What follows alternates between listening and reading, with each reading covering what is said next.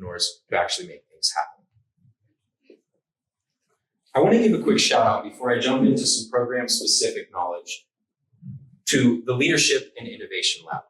Our good friends over there are doing great work on an international scale to bridge those gaps that we mentioned between students' dreams and actually achieving them.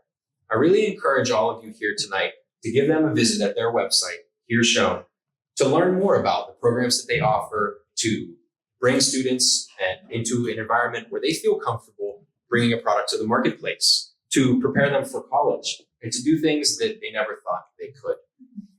We're super happy to partner with the Leadership and Innovation Lab this year on a first-time experience for TYE, which is 2 live sessions. And in those live sessions, we're going to learn about these companies, which we're all familiar with and likely engage with on a daily basis, and how the business principles that we're teaching in this course apply to them.